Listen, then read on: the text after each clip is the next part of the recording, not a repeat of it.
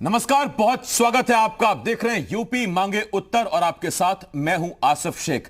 UP मांगे उत्तर में आज बात कोरोना पर जारी सियासी बवाल और गांव की मिसाल की। कोरोना की दूसरी लहर ने देश भर में जमकर कहर बरपाया। लाखों लोगों की जान चली गई, मगर सियासत अपना राग गाती रही। सरकारें विपक्ष पर आरोप लगाती रहीं और विपक्ष सरकारों को कोसते रहे।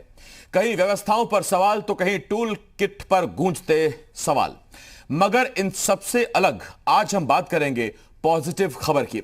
आज हम आपको दिखाएंगे यूपी के ऐसे गांव जहां आज तक कोरोना का एक भी मरीज सामने नहीं आया। आपको बताएंगे कैसे इन गांव वालों ने अपने गांव को कोरोना से दूर रखा। भले ही सियासत बवाल मचाती रही, शहरों में लोग कोविड गाइडलाइंस की जमकर धज्जियां उड़ाते रहे, मगर इन ग्रामीणों ने अपनी सतर्कता और संयम से कोरोना को मात दे दी। अब सवाल यह है, क्या ऐसे गांव से सियासत और बड़े बड़े शहरों के लोग जो खुद को बहुत वेल एजुकेटेड, हाई एजुकेटेड कहते हैं, सबक लेंगे, कोई सीख लेंगे? कई सवाल हैं जिनके जवाब जानने की कोशिश करेंगे। खास और बड़ा पैनल भी हमारे साथ जुड़ेगा, लेकिन आइए सबसे पहले एक रिपोर्ट देखते हैं।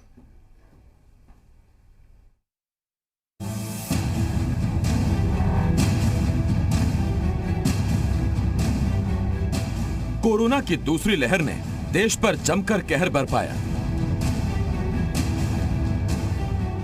पिछले एक महीने में देश भर में कोरोना की दूसरी लहर की वजह से 1 लाख लोगों ने अपनी जान गंवा दी।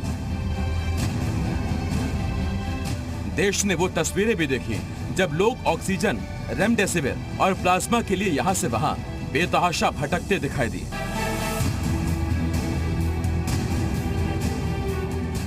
मगर इन तस्वीरों से अलग सियासत का अपना अलग राग रहा। सरकारें विपक्ष पर लोगों को गुमराह करने का आरोप लगाती रही, तो विपक्ष सरकार की नाकामी के आरोप लगाता रहा।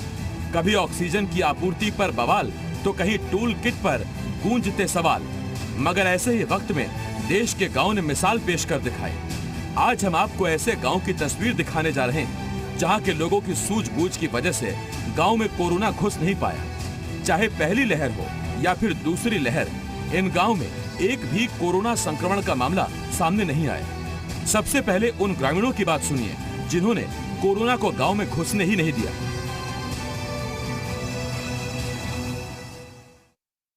हमने इसमें बहुत ख्याल रखा। सभी आदमियों को मास्क की वो करे, सबने मास्क लगा के रखे। ना कोई आदमी बाहर जाता, ना कोई ज़्यादातर गाँव में आता है। बाहर का आदमी आता है तो हम उसकी सूचना दे देते हैं साथ के साथ में।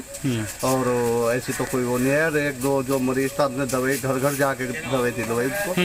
और हमारे यहाँ तो बहुत अच्छा रिजल्ट रहा इसका। समझाते हैं कि भाई थोड़ा सा एक दूसरे से बच के रहे, और फिर इनको दवा भी देते हैं और इनसे पूछते हैं कि भी कोरोना के बारे में पूछते हैं इनसे, इनको समझाते हैं। लेकिन इनको नहीं होती है तो उन्हें सजा नहीं मिलती है। लेकिन जिनको होते हैं ना, ये खांसी जो भी होती है, उनको हम सेवाएं देते हैं। सुना आपने, जब से कोरोना देश में आया, इन लोगों ने खुद को सबसे अलग कर लिया, खुद को घरों में कैद कर लिया, रिश्तेदारों को अपने गांव में आने के लिए मना कर दिया, फल सब्जी वालों की एंट्री पर बैन लगा दिया, गांव में शादियों को टाल दिया गया। सबसे पहले देखिए बागपत के गांव सौंटी की तस्वीरें। यहाँ गांव के प्रधान ने सभी को समझाया, क्वारंटीन और आइसोलेशन का मतलब बताया। नतीजा, गांव अभी तक कोरोना फ्री है। ये सब कुछ मुमकिन हो पाया है गांव वालों के सहयोग से। ग्राम प्रधान बताते हैं कि शुरुआत में सिम्टम्स एक शख्स को पाए गए थे, तभी उसको क्वारंटीन कर दिया गया और ये सुनिश्चित किया गया कि अब आगे इस संक्रमण को बढ़ने नहीं देना है। सौंटी के बाद इन गांव वालों से मिलिए। ये हैं आजमगढ़ के कटघर के लोग। इस गांव को भी कोरोना छू तक नहीं पाया। वजह, लोगों की समझदारी और उनका संयम। आजमगढ़ के बाद आपको सहारनपुर के 2 गांव तिगरी और शकरपुर माफी की तस्वीरें दिखाते हैं। यहाँ भी कोरोना गांव वालों से कोसों दूर है और इसकी भी वजह वही है, कोविड गाइडलाइन का पालन। देखिए, गांव में हर शख्स आपको मास्क लगाए ही दिखाई देगा।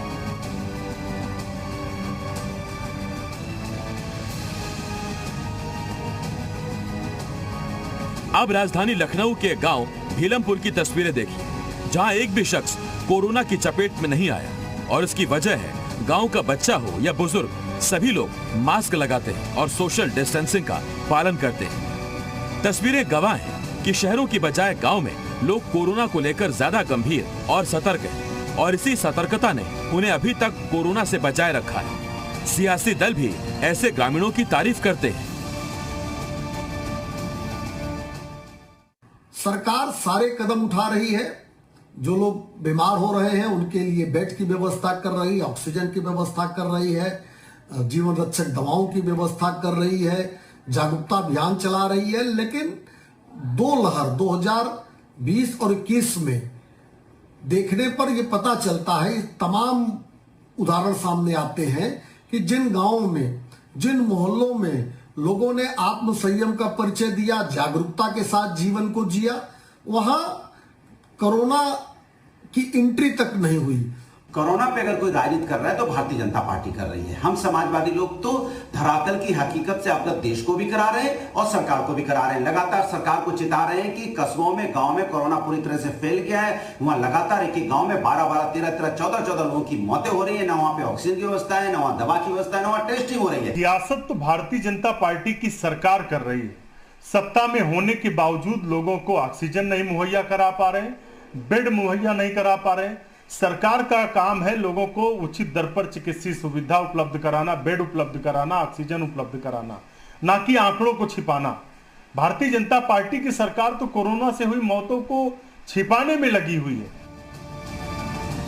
अब सवाल यह है, क्या शहरों के मुकाबले गांव में जागरूकता ज्यादा नहीं है? क्या शहरों के लोगों को इन ग्रामीणों से सबक नहीं लेना चाहिए? और सबसे बड़ा सवाल यह कि क्या सियासत को इन ग्रामीणों से सीख लेने की जरूरत नहीं है, जो बजाय जागरूकता बढ़ाने के सिर्फ एक दूसरे पर इल्जाम लगाने की सियासत कर रहे हैं? ब्यूरो रिपोर्ट, जी मीडिया। देखिए, एक नहीं, दो नहीं, तीन नहीं, 5 गांव तो हमने आपको ऐसे दिखाए जहां आज तक कोरोना का एक भी मरीज नहीं मिला है। हमने आपको बागपत, सहारनपुर, लखनऊ, आजमगढ़, इन 4 जिलों के ऐसे 5 गांव दिखाए हैं। और ये सिर्फ 5 गांव तो सिर्फ बानगी भर हैं। उत्तर प्रदेश में कई ऐसे गांव हैं जहां तक आज तक कोरोना पहुंच नहीं पाया, जहां आज तक एक भी कोरोना का मरीज नहीं मिला। इसकी क्या वजह है? इसकी वजह है गांव वालों की सतर्कता, सोशल डिस्टेंसिंग, मास्क और इसके साथ साथ उनका संयम। लेकिन ये सियासत से बिल्कुल अलग है, क्योंकि सियासत जहां एक दूसरे पर आरोप लगा रही है, कोरोना फैलाने, कोरोना को लेकर बरगलाने, व्यवस्था ना जुटाने के आरोप लग रहे हैं। शहर में लगातार मामले सामने आ रहे हैं। शहर के लोग जो खुद को ज्यादा पढ़ा लिखा, समझदार बताते हैं, गांव से खुद को ऊपर मानते हैं, उनके लिए गांव ने बहुत बड़ी मिसाल पेश की है। आज हम इसी पर चर्चा करेंगे। हमारे साथ एक खास पैनल जुड़ रहा है, सीधा हम पैनल के पास चलते हैं। हमारे साथ समाजवादी पार्टी की तरफ से प्रवक्ता नावेद सिद्दीकी साहब जुड़ रहे हैं। इसके साथ साथ बीजेपी की तरफ से प्रवक्ता नरेंद्र सिंह राणा जी हमारे साथ जुड़ रहे हैं। बलरामपुर कोविड अस्पताल के कार्यवाहक निदेशक डॉक्टर जीपी गुप्ता जी हमारे साथ जुड़ रहे हैं और साथ ही साथ सोनित कश्यप जी हमारे साथ जुड़ रहे हैं। और सोनित कश्यप जी सहारनपुर के शकरपुर माफी गांव से हैं। यह वही गांव है जहां आज तक कोरोना का एक भी केस सामने नहीं आया है। मैं आप सभी का बहुत बहुत स्वागत करता हूं। सबसे पहले नावेद सिद्दीकी साहब, आपके पास आ रहा हूं। सर, शहर वालों को और सियासत वालों को गांव वालों से सबक लेने का वक्त आ गया है। देखिए आसिफ भाई, ऐसा है कि लाशों के ऊपर सियासत नहीं की जाती कभी भी। और हम एक बात ये कहेंगे कि जिस तरह से जो हालात हुए हैं, जो महामारी है जी, और पूरे देश में जो महामारी है जिस तरह से फैली हुई है, तो उसमें राजनीति और सियासत कोई नहीं कर रहा है। सब किस तरह से एक दूसरे की मदद कर।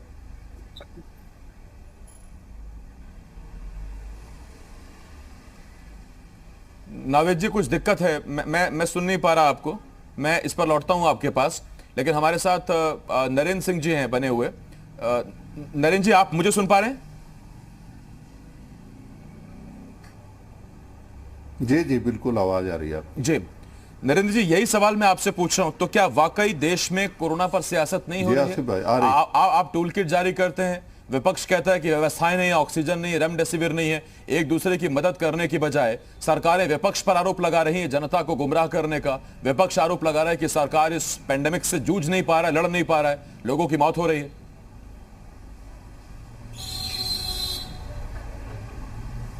देखिए, मैं समझता हूं सरकार हो या विपक्ष हो, अपनी बात को जो सच है वो जरूर उसमें उल्लेख करें और अपनी बात पर स्टैंड करें आंकड़ों के साथ, तथ्यों के साथ, क्योंकि दिन प्रतिदिन ये कोई आज का दिन नहीं है, कल फिर दिन आएगा, परसों फिर दिन आएगा।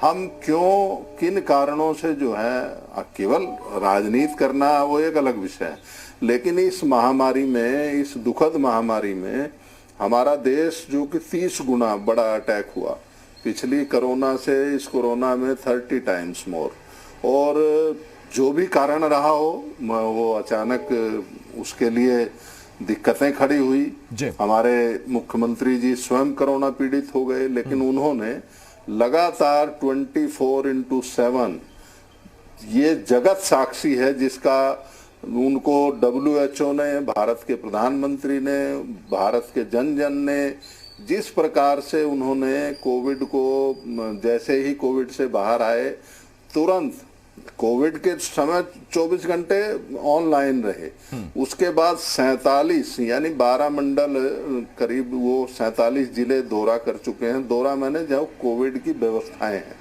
दवा हो, ऑक्सीजन हो, बेड हो, और कैसे हम, देखिए हम सारे लोग, सभी कोविड ने किसी को छोड़ा नहीं है और सबको बचाने की सबसे बड़ी जिम्मेदारी सरकार की है और सरकार उसमें ईमानदारी से अपना कार्य कर रही है और ईमानदारी से कार्य सरकार को करना भी चाहिए। मैं केवल निवेदन विपक्ष से यही करता हूं कि भैया, जब 24 अप्रैल को हमारे यहाँ 38,000 से ज्यादा यानी लगभग 40,000 मामले आ गए थे, तो वहां विशेषज्ञों ने कहा कि उत्तर प्रदेश में अब 1 लाख 1.5 लाख तक के आंकड़े आने तय हैं। तो युद्ध स्तर पे काम हुआ तो वो आज आंकड़े 6,700 पे आ गए। तो ये जो हुआ और जो रिकवरी रेट है, जो आज भारत के अंदर, हमारा पूरे देश के अंदर उत्तर प्रदेश में जो पॉजिटिविटी रेट है वो 2.7 समथिंग है, जबकि भारत में उससे ज्यादा है। तो काम अगर हुआ है, काम किया है, किसी ने, डीएम ने किया, डॉक्टर, सबसे बड़ा काम तो डॉक्टर्स ने किया, सबसे बड़ा काम करने वाले वो हैं, 24 घंटे हमारी सेवा की, उनकी जान भी चली गई और लगातार युद्ध स्तर पे वो अपने को खपाए रहे, नर्सेज हो, डॉक्टर हो। हम तो एक व्यवस्था है, हमें सरकार के नाते जो सुविधाएं देनी है वो देने का प्रयास करते हैं, हमारा कर्तव्य है ये कोई हमारा ये नहीं कि हम नहीं करेंगे, क्यों नहीं करेंगे। और विपक्ष का भी काम है सरकार से समय समय पर, नहीं बिल्कुल सच्चे अटल बिहारी वाजपेयी की तरह विपक्ष के नेता क्यों नहीं बनते हो भैया, वो विपक्ष में रहकर भी पूरी दुनिया को आकर्षित करते थे। कारण क्या था, 2 हाथ पैर के ही हैं सब हम जितने लोग हैं, लेकिन हमारी जो ये वाणी है ये हमें स्थापित करती है कि हम आखिर सच बोल रहे हैं कि सच बोलकर भी तो काम किया जा सकता है। ठीक है, मैं इस पर लौट रहा हूं आपके पास, लेकिन फसाद तो इसी पे है। कब करें कि आप झूठ बोल रहे हैं, आप कहते हैं वो झूठ बोल रहे हैं, सच की ये चीजें हैं। मैं लौट रहा हूं इस पर आपके पास। नाविद जी, क्या आप मुझे सुन सकते हैं? आंकड़े तो झूठ नहीं बोलते ना मेरे भाई। जी, मैं आ रहा हूं, राणा साहब आता हूं। नाविद सर, आप सुन सकते हैं मुझे? आवाज आ रही है? जी, आवाज आपकी तो आ रही है, मेरी आवाज शायद आपके पास नहीं जा पा रही। अब मैं आपको सुन पा रहा हूं। तो नाविद सर, आप कंप्लीट कीजिए, आपने बोलना शुरू किया था, पहला सवाल आप ही से पूछा था, आप कंप्लीट कीजिए सर, फिर मैं डॉक्टर जीपी गुप्ता के पास जाता हूं। सर, सवाल को एक बार दोबारा आप अपना। सवाल मेरा 3 शब्दों का था सर, सिर्फ इतना कि सियासत वालों को और शहर वालों को अब गांव वालों से सीखने की आवश्यकता है। 5 गांवों का उदाहरण दिया मैंने जहां पर कोरोना आज तक पहुंचा नहीं, एक भी केस नहीं है वहां, सिर्फ और सिर्फ उनकी सतर्कता और संयम की वजह से।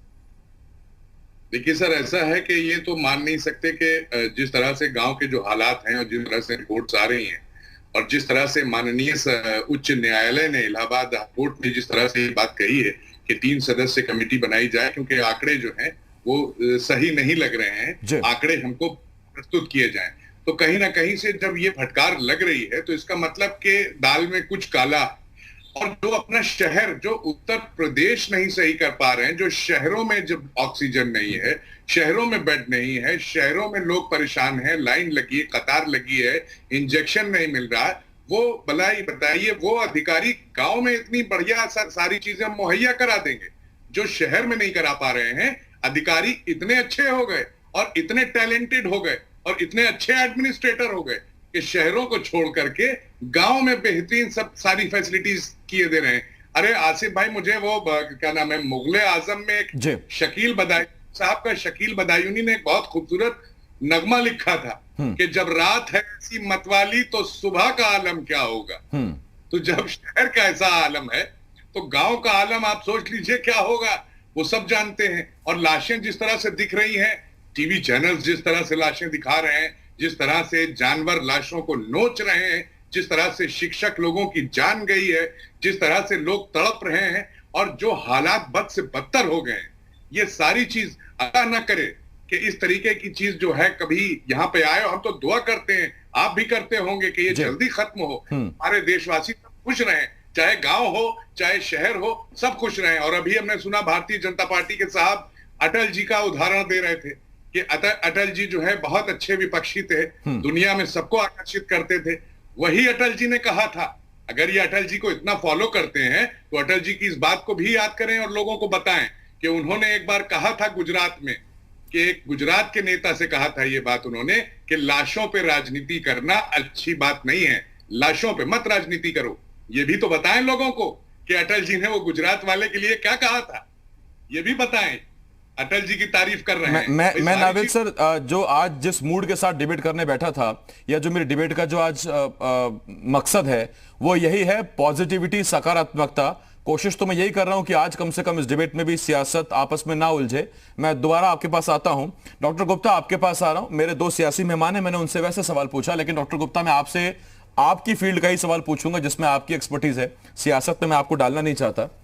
डॉक्टर गुप्ता, हमने जिन 5 गांव का एग्जाम्पल लिया, क्या वही सिर्फ 3 चीजें कि आप सैनिटाइज हाथ करते रहिए, आप सोशल डिस्टेंसिंग का पालन करिए, आप मास्क पहनिए, गांव वालों ने साबित कर दिया कि इन 3 चीजों का पालन करने से कोरोना से पूरा का पूरा गांव सुरक्षित हो सकता है? देखिए, गांव में क्या फैसिलिटीज मिल रही है नहीं, ये बाद में बात करेंगे, लेकिन जिन 5 गांव का उदाहरण हमने देखा, जहां हमारी टीम खुद ग्राउंड जीरो पर पहुंची, वहां के लोगों ने जिन चीजों को बताया, तो वही जो बेसिक चीजें लोगों को बताई गई थी, गांव वालों ने फॉलो किया और आज कोरोना से फ्री हैं।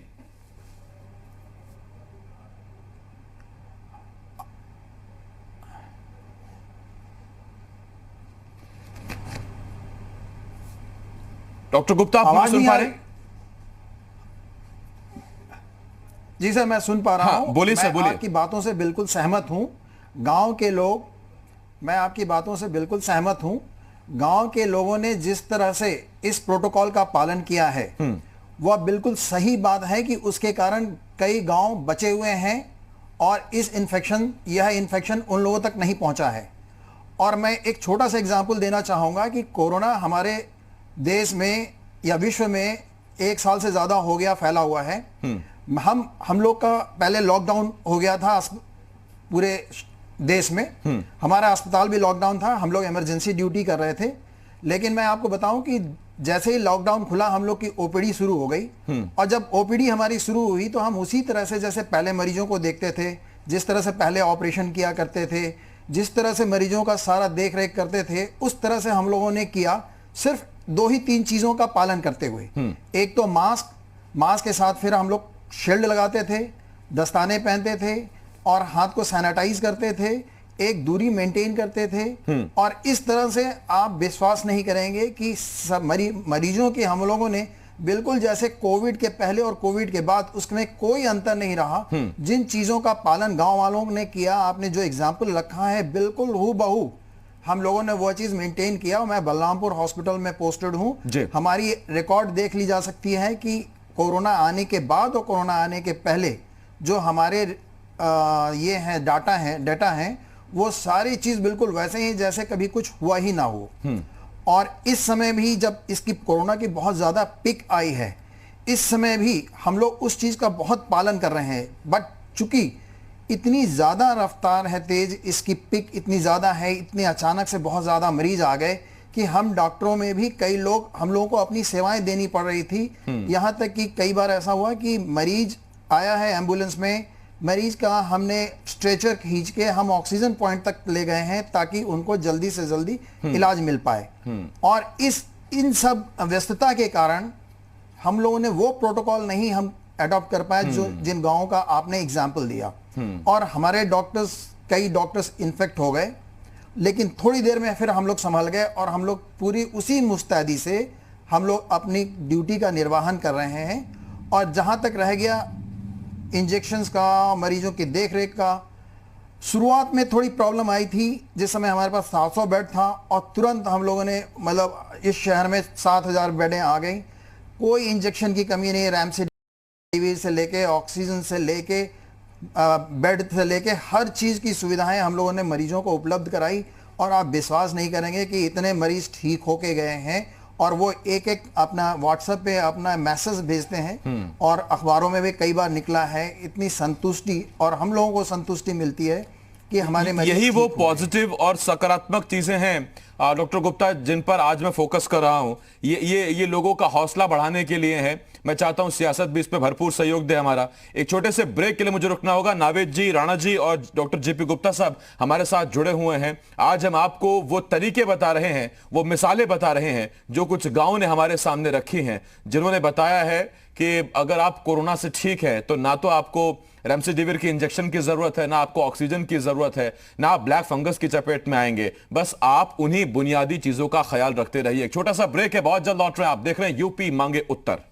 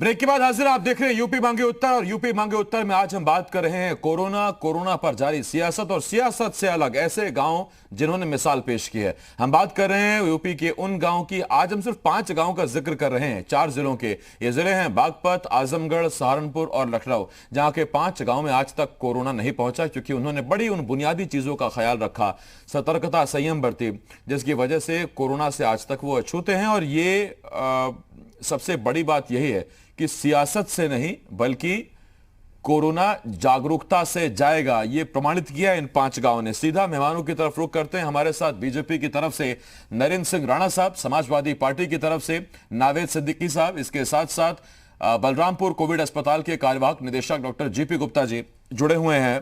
नावेद साहब, एक बार फिर मैं आपके पास आ रहा हूं, उसके बाद राणा जी आपके पास आता हूं।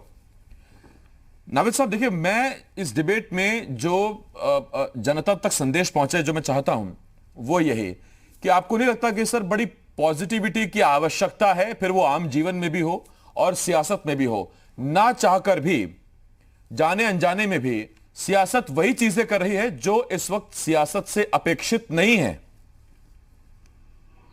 नहीं, सियासत चीज, आपका जो इशारा है ये विपक्ष की तरफ है, और विपक्ष जो है वो पूरी तरह से, हमने ये कह दिया कि हम लोग जो है सरकार का साथ देंगे, ऐसी बात नहीं, क्योंकि ये वैश्विक महामारी और ये जिस तरह से देश में जिस तरह से लोग इससे ग्रस्त हैं और जिस तरह से जान जा रही है, जिस तरह से हॉस्पिटल में व्यवस्थाएं एकदम चरमराई हुई हैं और एम्बुलेंस सेवाओं का अभाव है, ये सारी चीजों लोगों की जान जा रही है। हमने तो आपके ही चैनल पे लोगों को रिक्शे के ऊपर तड़पते हुए देखा है, कार में तोड़ते हुए देखा है, लोग जो है स्ट्रेचर, खुद मरीज जो है वो स्ट्रेचर घर से लेकर के आ रहा है, पलंग लेकर के जा रहा है, अस्पताल में बाहर बैठा हुआ है, सिलेंडर उसे मिल नहीं रहा है। हाथ जोड़कर मीडिया वालों से, सोचिए, आप देश का 4th पिलर है, आपका बड़ा सम्मान, आप बड़ी इज्जत आप सब लोग करते हैं, और आपसे किस तरह से लोग गिड़गिड़ा करके आपसे लोगों ने ये बात कही कि आप प्लीज हमें एक ऑक्सीजन सिलेंडर दिलवा दीजिए।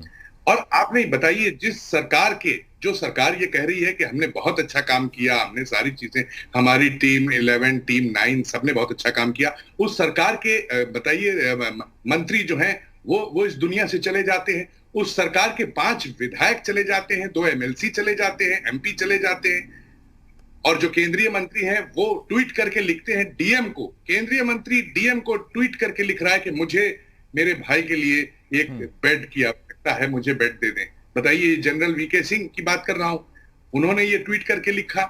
तो ये सारी चीज, जब सरकार के लोग इतने परेशान हैं तो आम आदमी सोच लीजिए उसकी क्या हालत होगी।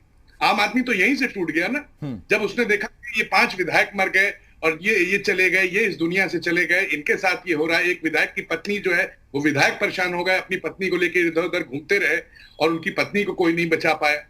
तो जब वो लोग इतना गिड़गिड़ा रहे हैं और सांसद लेटर लिख रहे हैं, उन्होंने शुरू में ही लेटर लिखे, बहुत से सांसद ने, राजकिशोर जी ने, कौशल किशोर जी ने सबसे पहली चिट्ठी लिखी थी कि चुनाव ना करवाइए। बीजेपी के ही कई नाम थे जिन्होंने चिट्ठी लिखकर सरकार से मदद मांगी या फिर व्यवस्था दुरुस्त करने को कही, वो किसी से छिपा नहीं है। नावेद जी, मैं लौट रहा हूं इस पर आपके पास।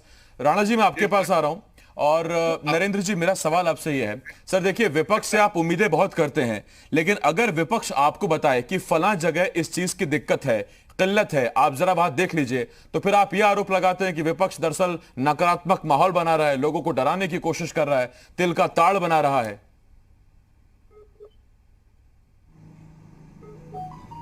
बिल्कुल नहीं, स्वागत है विपक्ष का। विपक्ष भी एक आईना है, वो दिखाए।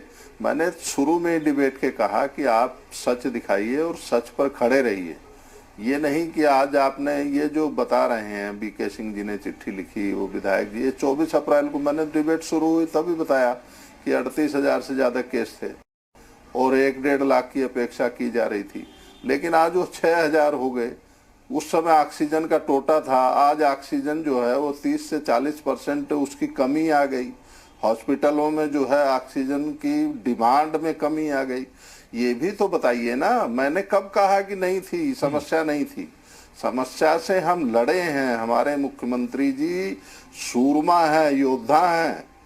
कोई भी मुख्यमंत्री इस देश का, उसको करना चाहिए, किसी भी प्रदेश के मुख्यमंत्री को 24 घंटे काम करना। काम करेंगे तो परिणाम मिलेगा भैया। आज चलिए चलेंगे तो 1 घंटे में 5 किलोमीटर पूरा होगा। लेकिन आप जो विपक्ष को चाहिए, हम क्या करेंगे, हम सभी जानते हैं, सब कुछ हम ही जानते हैं, विपक्ष कुछ नहीं जानता। विपक्ष के लोग भी मंत्री रहे, सरकार में रहे, विधायक रहे, वहां के बहुत सारे, बलिया से मैं भी रोज पढ़ता हूँ, विपक्ष के लोगों ने बताया, वहां गए, जांच हुई, देखा गया, व्यवस्था की गई। भाई दवा आप दे सकते हैं, दवा दी गई, दवा की कमी थी, उस कमी को पूरी किया गया। आप जो है चार्टर्ड प्लेन से इंजेक्शन मंगाए गए, जो है मैं फिर वही कि राजनीति हो जाएगी। चार्टर्ड प्लेन का कैसे इस्तेमाल करते थे लोग और कैसे योगी जी ने किया। योगी जी के कारण योगी जी का पूरा कह भी रहे हैं इस बात को और उसका जिक्र भी कर रहे हैं राणा जी, और करना चाहिए। मैंने कहा ये हमारा अधिकार है नहीं, हमारा कर्तव्य है। ये हमने जिम्मेदारी ली है इस प्रदेश के 25 करोड़ लोगों को बचाने की। लेकिन गांव के लोगों ने जिस प्रकार से 78,000 गांव हैं, आपने 5 गांव दिखाए, 22,000 गांव में केवल कोरोना जा पाया, तो उनकी सजगता है ये। इसमें कोई सरकार ने कोई अलग से नहीं, उसमें राणा जी मैंने कहा था कि ये 5 गांव ही हैं, ऐसा नहीं है। हमने उदाहरण 5 गांव का दिया है, क्योंकि अगर एक-एक गांव का ऐसे हम कवर करने लगे सर, नहीं मतलब जो आपने दिखाया, हाँ, तो ऐसे लोगों ने बचा लिया, गांव को बचाया, उसी पर आ रहा हूं आपके पास, बचाया, उत्तर प्रदेश को बचाया जी, उत्तर प्रदेश की व्यवस्था को बचाया। आता हूं आपके पास। डॉक्टर गुप्ता आपके पास आ रहा हूं। डॉक्टर गुप्ता, हमने देखा पिछले 10 दिन के अंदर जब पीक पर था कोरोना का जो नियम तैयार किए, अगर देश की आधी आबादी ने भी उसी शिद्दत के साथ इन चीजों का ख्याल रखा होता, जो बड़े बेसिक से कोविड अप्रोप्रिएट बिहेवियर था, तो शायद वो या तो वो पीक नहीं आती या फिर संसाधन पर्याप्त होते उतने लोगों के लिए जो कोरोना से जूझ रहे होते। नतीजा हुआ ये, ज्यादा मरीज आए, संसाधन कम पड़ गए और फिर हमारे सामने तस्वीरें थी।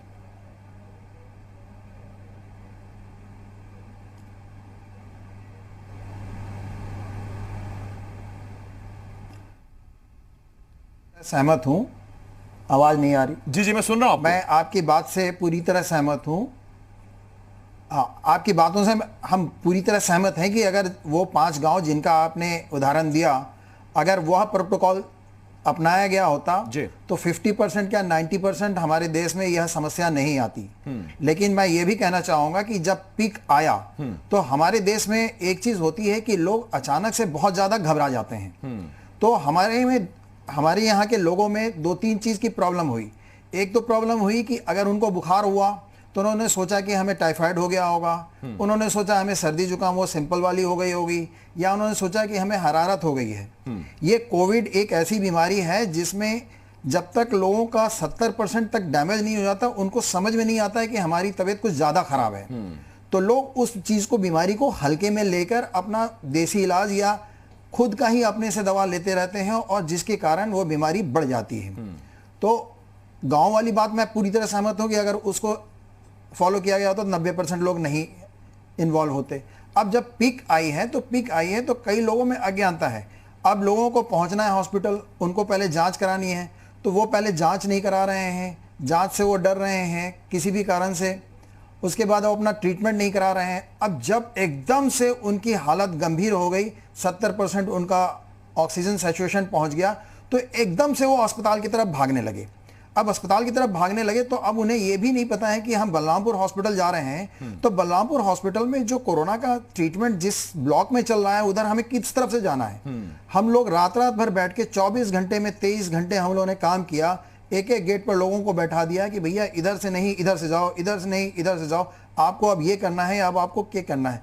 लोग पैनिक हो जाते थे। अब पेशेंट हमारे यहाँ जैसे जैसे पहुंचे, रात भर हम लोगों ने बैठ के पोर्टल पे, सीएमओ कंट्रोल रूम के पोर्टल पे हम लोगों ने अप्रूवल दिया, और रात भर बैठ के हम लोगों ने मरीजों को एडमिट कराया। और एडमिट कराने के बाद ना तो हमारे यहाँ रेमडेसिविर की इंजेक्शन की कमी थी, ऑक्सीजन की कुछ कमी थी, तो ऑक्सीजन की कमी को हम लोगों ने इस तरह से पूर्ति किया जैसे ऑक्सीजन कमी है, तो हम लोगों ने 4 डॉक्टर को बिठा दिया कि भाई जैसे ही हमारा ऑक्सीजन खत्म हो रहा है वो सिलेंडर हमारा रिफिल होके तुरंत वो रिसाइकलिंग हो जाए। तो रिफिल होके रिसाइकलिंग हो जाए तो हमारे यहाँ एक भी ऐसा केस नहीं हुआ जिसमें ऑक्सीजन की कमी की वजह से किसी भी मरीज की डेथ हुई हो। उसके अलावा इंजेक्शन पूरे हमारे यहाँ उपलब्ध थे, अस्पताल किसी को मरीज बाकी को दिनों में कुछ चाहिए होती पैसा है, नहीं खर्च करना पड़ा। क्या उतनी ऑक्सीजन आपको मिलती रही, या दरअसल जो मरीजों का फ्लो था वो इतना ज्यादा नहीं था कि ऑक्सीजन कम पड़ जाए? सर मरीजों का फ्लो बहुत ज़्यादा था। हम लोगों ने अपने स्तर से अयोध्या से भेज के सिलेंडर भेज के हम लोगों ने भरवाया। कुछ हम लोगों ने दूसरे जिलों से हम लोगों ने ऑक्सीजन सिलेंडर की उपलब्धता बनाई रखी कि हमारी ऑक्सीजन सिलेंडर एकदम बनी रहे। और उसमें हमें प्रशासन ने बहुत मदद किया। प्रशासन में ये हुआ कि मैडम अनीता सिंह जी जो पूर्व मुख्य सचिव हुआ करती थी, वो उन्होंने एक व्हाट्सएप ग्रुप बनाई जिसमें डीएम साहब, कमिश्नर साहब, एडीएम साहब, एसडीएम साहब सभी लोग इन्वॉल्व थे। और जिस हॉस्पिटल को जहां भी ऑक्सीजन की कमी हो रही है या सिलेंडर की कमी हो रही है, वो उसको कहीं ना कहीं से अपना संपर्क स्थापित करके उस सिलेंडर की कमी को पूरा किया। और यही कारण है कि आपने सुना होगा कि गोवा में ऑक्सीजन की कमी से इतने लोग मर गए, लेकिन लखनऊ में या उत्तर प्रदेश में, हम तो लखनऊ और हम अपने बलरामपुर अस्पताल के बारे में ही बता सकते हैं कि हमारे यहाँ ऑक्सीजन की कमी से एक भी डेथ नहीं हुई। और हमें बता दिया गया था कि 2 दिन के अंदर कोरोना हॉस्पिटल हमें एस्टेब्लिश करना है।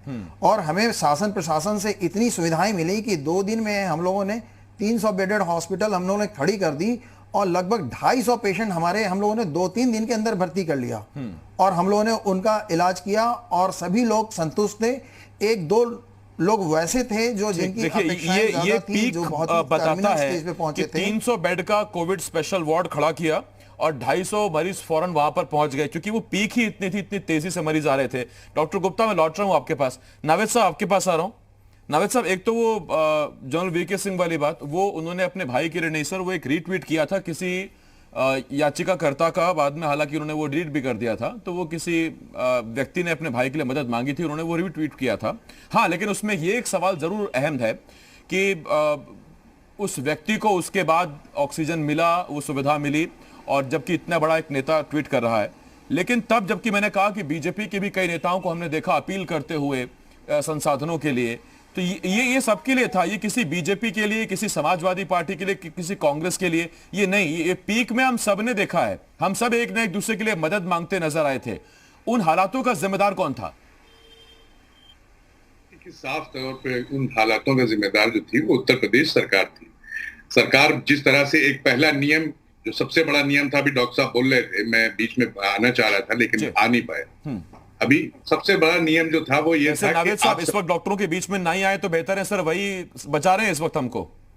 नहीं बचा रहे हैं, नहीं वो मैं बिल्कुल, डॉक्टर तो एक इट्स अ नोबल प्रोफेशन, तो ये एक बहुत, तो उनका तो सम्मान करते हैं साहब। ऊपर वाले के बाद इंसान को अगर कोई जिंदगी देता है तो फिर वो डॉक्टर ही देता है जी। तो हम ये करें, लेकिन ये जो एक नियम था कि सीएमओ के पास जाइए, सीएमओ आपको रिफर करेंगे। साहब मैंने मेरे घर में, समझ लीजिए, मैं आपको बता रहा हूं, हमारी अपनी फैमिली में मिला के 17 लोगों की जान गई, 17 लोगों को खोया है हमारे परिवार में इस कोविड। और यहां पर सिर्फ कि वो दौड़ते रहिए, आप जाइए। अब फोन कर रहे हैं किसी को, कहा वो सीएमओ के यहां रेफर करना है, सीएमओ साहब कहां है, वो है नहीं, मिल नहीं रहे, फोन मिला रहे हैं, मिल नहीं रहा है। अभी भी सीएमओ को फोन अगर मिला लीजिए आप अपने चैनल पे, आप मिला लीजिए, देखिए अगर वो उठा ले तो सीएमओ को फोन मिलाते रहे। तो इस चीज को जब उठाया गया, इस चीज को हमने अपने राष्ट्रीय अध्यक्ष जी से कहा, इस चीज को हम लोग सामने लेकर के आए, तब जाकर के 2-3 दिन के बाद योगी जी ने इस चीज पे वो हटाया, अंकुश हटाया कि अब ठीक है, अब सीएमओ की जरूरत नहीं पड़ेगी, डायरेक्ट हो जाए। हर अस्पताल जहां फोन करें वो कहें साहब सीएमओ का लेटर पहले लाइए। अब मरीज को देखें कि सीएमओ के पास दौड़े, जो मरीज तड़प रहा है, जिसके पास सांस नहीं आ रही है, ये कौन सा नियम था? ये सरकार का कौन सा नियम था? अरे पोर्टल पे लगाना था, आप तो वो हॉस्पिटल भी दे सकता था पोर्टल पे। दूसरी चीज ये कह रहे हैं हॉस्पिटल में ऑक्सीजन की कमी नहीं थी।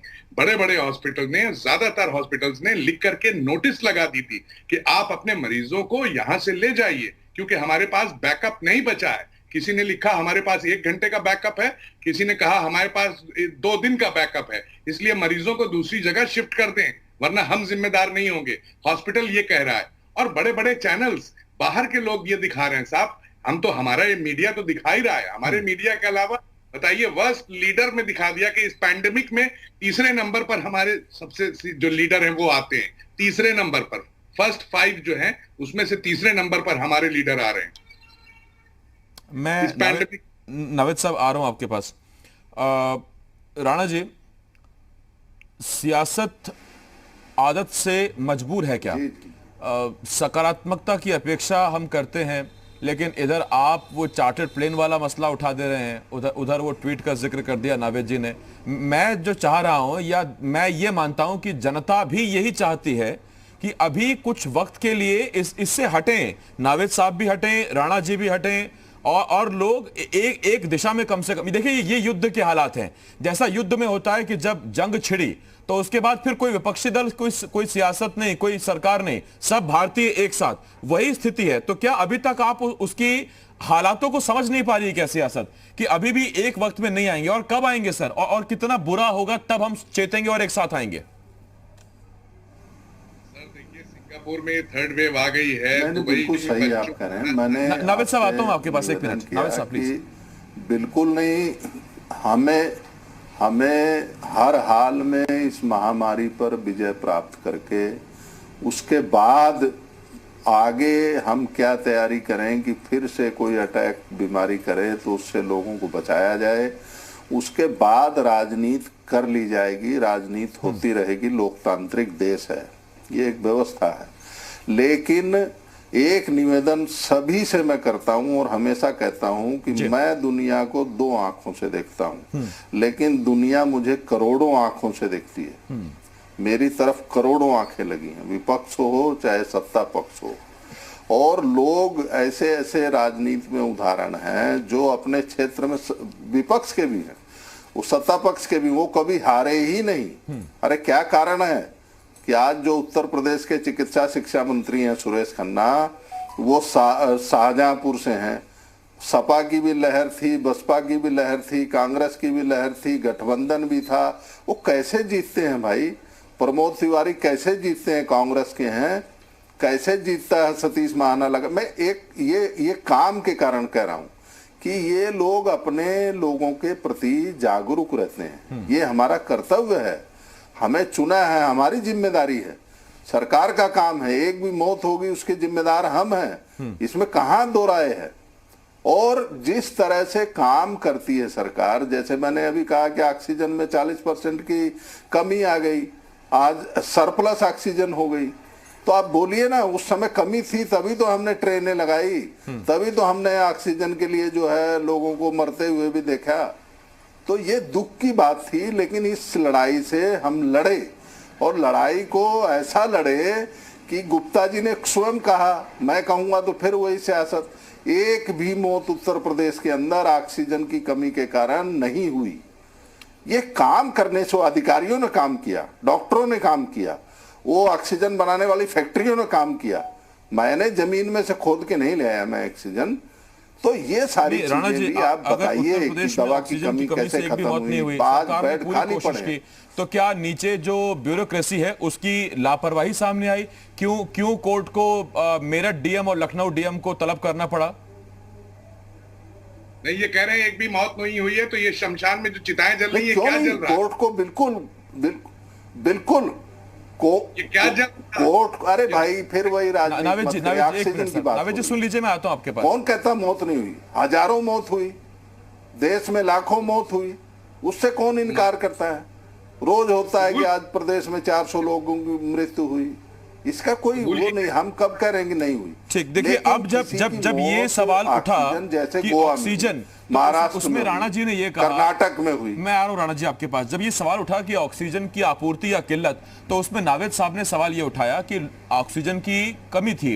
उन्होंने खुद बताया कि कितना दुखद रहा उनके परिवार के लिए भी, इतनी बड़ी तादाद में अपने परिवार वालों को नावेद साहब ने खोया। श्रद्धांजलि उन सभी को जिन्होंने अपनी जान मुझे बेहद दुख है।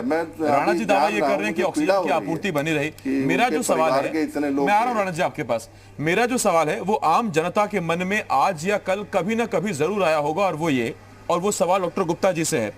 डॉक्टर गुप्ता जी, सवाल सीधा सा है कि हम ये जानते थे कि वायरस सांस के जरिए से अंदर जा रहा है, हम कुछ टच कर रहे हैं तो वो हमारे हाथों से, नाक से, आईज से और मुंह से अंदर जा रहा है, और वो वायरस जाके हमारे लंग्स को इफेक्ट कर रहा है, और हम जानते हैं कि हम ऑक्सीजन ब्रीथ करते हैं, ऑक्सीजन लेते हैं।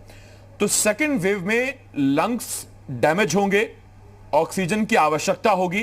क्या एक्सपर्ट्स इस चीज को समझ नहीं पाए थे, या वो सही आंकड़ा सरकार को दे नहीं पाए, एक दिशा नहीं दे पाए कि सेकेंड वेव अगर आएगी तो आपको ऑक्सीजन बहुत बड़ी मात्रा में चाहिए होगी? इसी वजह से जब पीक पर थे तब फिर हम भागे हैं ऑक्सीजन जमा करने के लिए कि उस स्टील प्लांट से यहां ऑक्सीजन लाइए, ट्रेनें चलाइए। क्या एक्सपर्ट्स भी नहीं भाप पाए उस आवश्यकता को? सर अगर आपको याद होगा हेलो जी, आपको सर याद होगा कि पिछली बार जब कोरोना पहली बार आई थी तो लोगों में बहुत ज्यादा दहशत था और लोग इतना डरे हुए थे कि जिस हॉस्पिटल में, जैसे हमारे यहाँ हॉस्पिटल में कुछ जमाती लोग को रखा गया था जो लोग कोरोना पॉजिटिव थे, तो हम लोग उस रास्ते से गुजरने में हम लोग डरते थे। और वो चीजें आई थी मार्च के लास्ट में, अप्रैल के शुरू में। और आप देखिए कि हम लोगों के यहाँ जो पिक हुआ था हिंदुस्तान में 1 लाख पर डे केस हुआ था लास्ट सबसे ज्यादा, वो करीबन सितंबर अक्टूबर में हुआ था। तो जो केसेस हमारे बढ़े मार्च के लास्ट से अप्रैल फर्स्ट वीक से, वो जाकर पिक हुआ आपके अक्टूबर में।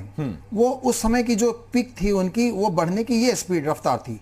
और इस बार का जो फैला है ये पैंडेमिक, ये 15-20 दिन के अंदर से अचानक से इतनी ज्यादा स्पीड की, इतनी स्पीड तो पूरे विश्व में भी यह नहीं हुआ।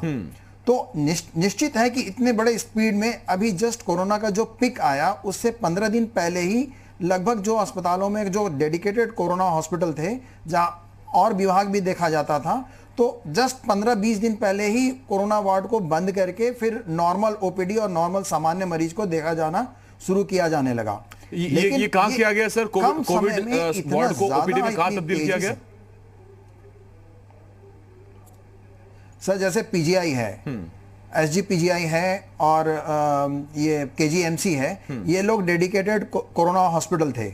लेकिन जब हम लोग के यहाँ इंडिया में इनकी संख्या पर डे करीबन 7,000-8,000 के आसपास हो गई, यूपी में बहुत कम केसेस हो गए, लखनऊ में 3 या 4 केस पर डे हो रहे थे, तो उसी के आसपास में कोरोना वार्ड को मतलब बंद करके फिर जनरल सामान्य ओपीडी शुरू कर दिया गया। का विषय है कि क्या कोरोना का पीक चला गया है, क्या हम फिर से कोई जल्दबाजी तो नहीं कर रहे हैं? लेकिन इस पर हम कभी और बहस करेंगे। आज हमारे साथ आप तीनों मेहमान जुड़े हुए थे। नावेद साहब बहुत शुक्रिया आपका, नरेंद्र जी आपका बहुत शुक्रिया, डॉक्टर गुप्ता साहब बहुत धन्यवाद आपका हमारे साथ जुड़ने के लिए। 3 खास मेहमान हमारे साथ जुड़े हुए थे और आज हम आपको बता रहे थे कोरोना से जंग लड़ने वाले, जीतने वाले, कोरोना को अपने गांव से खुद से कोसों दूर रखने वाले उन गांव के बारे में, जिन गांव में सतर्कता और संयम बरतने की वजह से गांव वालों ने कोरोना को आज तक गांव में घुसने ही नहीं दिया। हमने सिर्फ 5 एग्जांपल दिया आपको। यूपी में, देश में कई ऐसे गांव हैं। वक्त और जरूरत उन गांव से सीख लेने की है। वही 3 बड़ी छोटी छोटी चीजें बच्चे को याद हो गई हैं। सोशल डिस्टेंसिंग रखिए साहब, मास्क लगा कर रखिए, हाथों को सैनिटाइज करते रहिए। ये 3 चीज आप जरूर करते रहिए। एक छोटे से ब्रेक के लिए हमें रुकना होगा। एक चौथी चीज आपको और करनी है। जी उत्तर प्रदेश, उत्तराखंड देखते रहिए। यहां माहौल नहीं बनाया जाता, आपको डराया नहीं जाता है। सकारात्मक आपको हम रखते हैं, खबरें वही बताते हैं जो आपके काम की हैं। छोटा सा ब्रेक है, जल्द लौट रहे हैं।